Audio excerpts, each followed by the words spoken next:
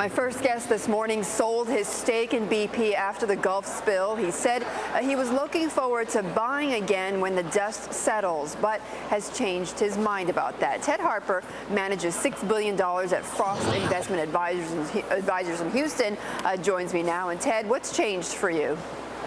Well, good morning, Betty.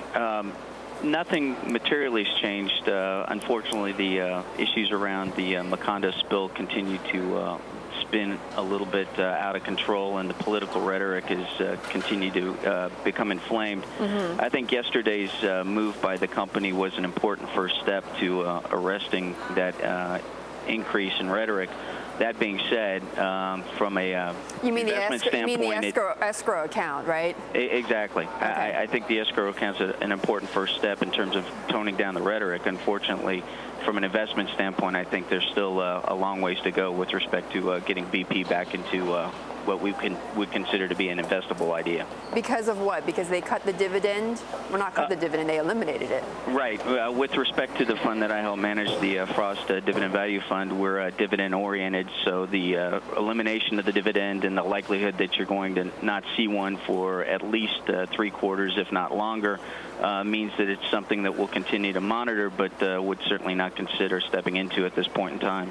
Is it just the dividend, Ted, though, or is there something more to this? Well, certainly there's a great deal of unknown with respect to the ultimate liability around this spill, and for that very reason, we would be staying away, watching up from the sidelines as we continue to see this play out. Ted, okay, well, as you watch it play out, not just for BP, but for the other oil companies, what kind of precedent does this set? Well, and I think that's the important takeaway here, Betty, is that we've now seen the current administration get involved in an increasingly large swath of industry here in the U.S., and I think it's a chilling set of circumstances from which we've seen government exert a very forceful and strong hand in situations where there is a rule of law and it needs to be followed. But unfortunately, they're setting the tone. So then doesn't that make you question your other oil holdings?